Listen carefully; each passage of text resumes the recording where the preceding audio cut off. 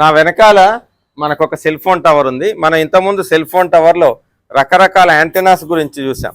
Sector antenna, circular dish antenna, parabolic dish antenna. మీకు అక్కడ కనిపిస్తున్న అన్ని యాంటెనాలన్నీ ఒక ప్రొటెక్టివ్ బాక్స్లో ఉన్నాయి.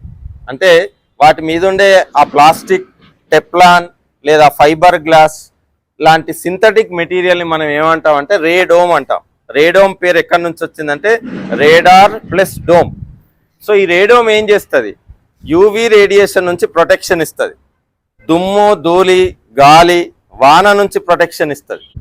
మీకు పైన కనబడేవన్నీ రేడోమ్స్, యాక్చువల్ యాంటీనా ఎలిమెంట్స్ లోపల ఉంటాయి. మీకు ఆ డిష్ మీద కనుక చూస్తే తబలా మీద ఎట్లయితే ఒక మెంబ్రెయిన్ ఉందో అక్కడ ఒక టెఫ్లాన్ మెంబ్రెయిన్ ఉంది. ఇవి ఏం చేస్తాయంటే అట్మాస్ఫిరిక్ కండిషన్స్ నుంచి అందులో ఉండే యాంటీనాలో ఉండే ఎక్విప్మెంట్స్ను కాపాడతాయి. సో వర్షం పడితే నీళ్ళు వచ్చినా, లేకపోతే దాని మీద దుమ్ము పడ్డా, లేదా పక్షులు వచ్చినా కానీ సిగ్నల్ లాస్ కాకుండా రేడోమ్స్ కాపాడతాయి.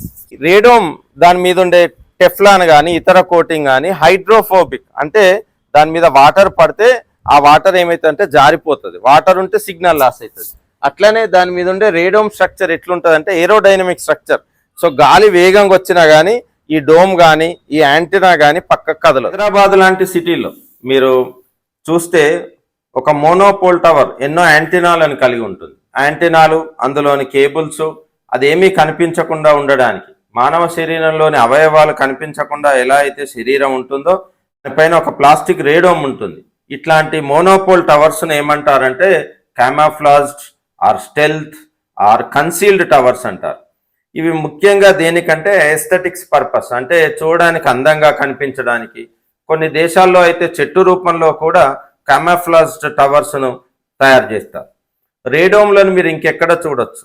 ఎయిర్పోర్ట్లలో చూడొచ్చు. వాతావరణ పరిస్థితులను తెలుసుకోవడానికి మరియు వచ్చిపోయే విమానాల ట్రాఫిక్ను తెలుసుకోవడానికి రేడార్లను వాడతారు. ఆ రేడార్ల మీద దుమ్ము, ధూళి, వాతావరణం సంబంధించిన డిస్టర్బెన్స్ ఉండకుండా ఉండడానికి దాని మీద ఒక గొడుగులాగా ఒక పెద్ద డోమ్ ఉంటుంది.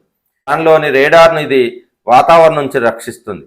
అన్ని రేడోములు ఏం చేస్తాయి? రేడోములు ఏం చేస్తాయంటే రేడియో వేవ్స్ను లేదా ఎలక్ట్రోమాగ్నెటిక్ వేవ్స్ను తమ ద్వారా పంపిస్తాయి, కానీ వాటికి ఎట్లాంటి వాతావరణం కానీ లేదా ఇతర వాటి నుంచి కానీ నష్టాలు కలగకుండా చూస్తాయి.